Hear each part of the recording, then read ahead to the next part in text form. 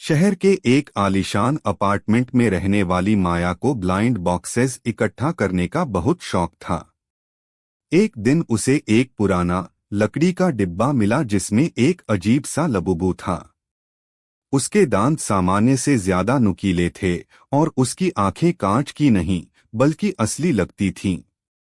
माया ने उसे अपने बिस्तर के पास वाले मेज पर रख दिया।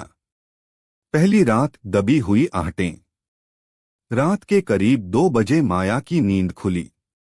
उसे लगा जैसे कोई कमरे में धीरे धीरे चल रहा है। तप तप तप, जैसे छोटे छोटे पैर फर्श पर पड़ रहे हों। उसने लाइट जलाई तो देखा कि लबुबू मेज पर गिरे थे, जैसे उसने किसी चीज को फाड़ा हो। तीसरी रात असली चेहरा। तीसरी रात माया सो नहीं पाई। उसने कमरे में लगे आईने में देखा कि अंधेरे में लबुबू की आंखें चमक रही थीं। वह हिल नहीं रही थी, बस माया को घूर रही थी। माया ने डर के मारे उसे एक अलमारी में बंद कर दिया और ताला लगा दिया। तभी अलमारी के अंदर से खुरचने की आवाज आने लगी, क्रैच क्रैच।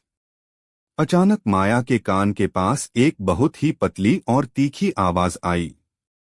क्या तुम्हें लगता है कि एक ताला मुझे रोक सकता है?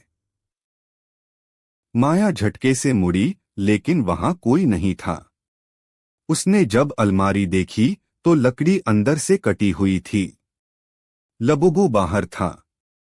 वह अब छोटा खिलौना नहीं रहा था, बल्कि धीरे धीरे बड़ा हो रहा था।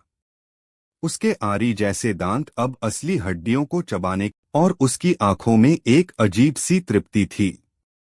वह अब भी मुस्कुरा रहा था, एक ऐसी मुस्कान जिसे देखकर किसी का भी दिल दहल जाए।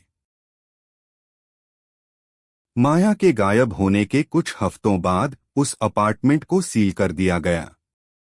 लोग कहने लगे कि वहां से अजीब सी हंसी सुनाई देती है। लेकिन माया का छोटा भाई आर्यन यह मानने को तैयार नहीं था कि उसकी बहन बस यूं ही गायब हो गई। वापसी अपार्टमेंट में।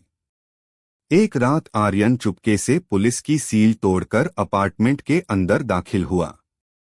पूरा घर धूल से भरा था, लेकिन माया के कमरे का दरवाजा आधा खुला था।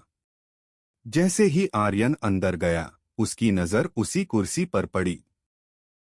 लबुबू वहीं बैठा था, लेकिन इस बार वह पहले से कहीं ज्यादा बड़ा और असली लग रहा था। उसकी रोएदार खाल अब किसी जानवर की तरह चमक रही थी। दीवारों के पीछे की हलचल। आर्यन ने टॉर्च जलाकर दीवारों को देखा। उसे वहां अजीब से खुरचने के निशान मिले। अचानक उसे अलमारी के पीछे से एक धीमी फुसफुसाहट सुनाई दी, आर्यन भागो। वह माया की आवाज थी। आर्यन पागलों की तरह अलमारी को हटाने लगा।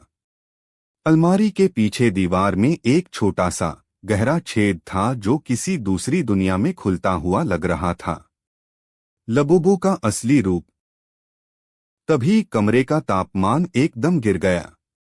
आर्यन ने मेज पर रखा लबुबू अब अपनी जगह पर नहीं था। वह कमरे के कोने में छत से चिपका हुआ था। उसके दांतों से काली राल टपक रही थी और उसकी लाल आंखें अंधेरे में जल रही थीं। लबुबू ने एक भयानक गला घोंटने वाली आवाज में कहा, वह अब मेरी दुनिया का हिस्सा है। क्या तुम भी अपनी बहन से मिलना चाहते हो? जादुई जाल।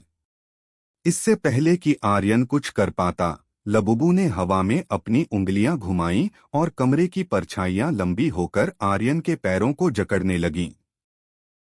आर्यन ने देखा कि दीवार के उस छेद से माया का हाथ बाहर निकल रहा था, लेकिन वह हाथ इंसान का नहीं, बल्कि लबुबू जैसा फर वाला और पंजों वाला हो चुका था। लबुबू ने एक लंबी छलांग लगाई और आर्यन के ठीक सामने आकर खड़ा हो गया। उसने अपना हाथ आर्यन के सिर पर रखा। आर्यन को महसूस हुआ कि उसका शरीर धीरे धीरे सिकुड़ रहा है। उसकी खाल पर बाल उगने लगे और उसके दांत नुकीले होने लगे। अंत। अगली सुबह जब पड़ोसियों ने खिड़की से झांका, तो कुर्सी पर अब एक नहीं बल्कि दो लबुबू बैठे थे। एक ने माया का स्वेटर पहना था और दूसरे ने आर्यन की घड़ी। दोनों की मुस्कान एक जैसी थी, ठंडी, खामोश और जानलेवा।